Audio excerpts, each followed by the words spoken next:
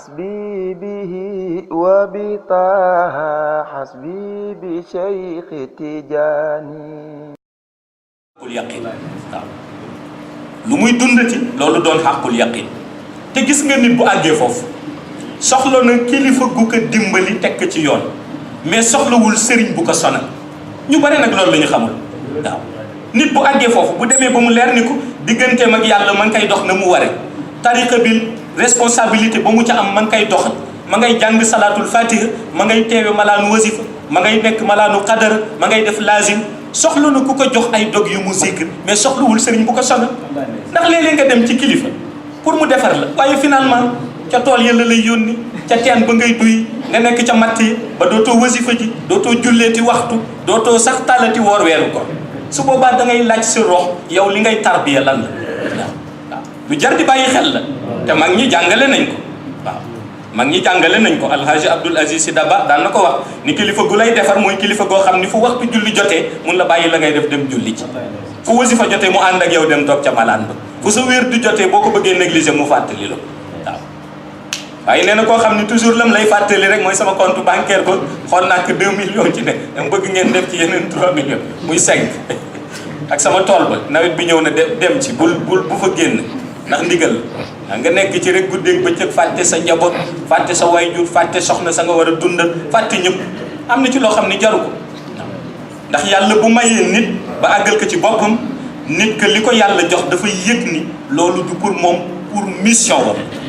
su ko defee ku ñëwati mën na la ci xett waaw te salaatul fatiha mën na xettali ku ne waaw waxuñu nag tarbiya amul tarbiya am na waaye dafa am yoo xam ni dañu ko tuddee tarbiya yu xaw exagéré wu ci Sénégal waaw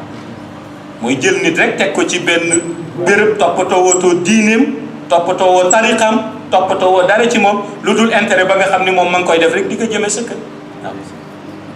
loolu lu jar di bàyyi xel la te loolu laay wax ni jeunesse bi war nañu yeewu ci côté boobu waaw war nañu yeewu ci côté boobu yàlla may na ku nekk Mawlaa Cheikh Ahmad Tijani Chérif joxe ne cër bu ne waaye li may wax rek boo góorgóorloo am pas-pas am yitte am yéene ci tariqa bi cër bu nit mën a am ci tariqa bi xanaa muy cëru xutbaani yi nga xam ni kenn mënu fa àgg mën nga fa àgg waaw xanaa muy cëru xutbaani yi yoo xam ni seddale nañu yee ñuy seddale ba noppi waaye lu dul loolu mën nga fa àgg waaw ndax nit bu sa baatin selle sa digganteeg yàlla sa digganteeg yonent bi sa digganteeg Mawlaa Cheikh Ahmad Tijani Chérif dafay mel ni dootul xaybu shahada la ci yow waaw te bu boobaa loolu laaj sa kurus mu tontu waaw loolu laaj sa kurus mu tontu la loolu tax yonent bi digle woon istixaara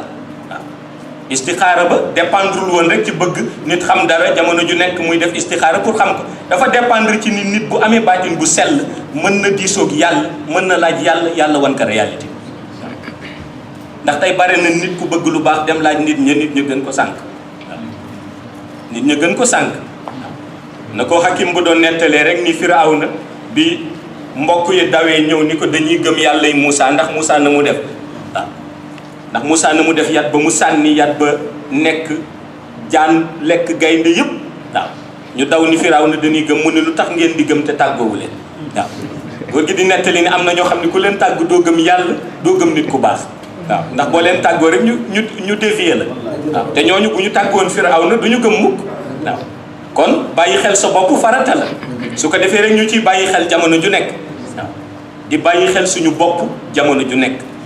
nii ñuy dundee bu ñu ko continuer dund kenn duñu gën a nekk ci sécurité. Muhammad el Cheikh Yarama borom Medina Cheikh Yarama Sayyidi Muhammad el Cheikh Yarama borom Medina Cheikh Wa sang bi est le seul remède pour une âme vivée sans écueil et la rédemption du cœur. Kurwa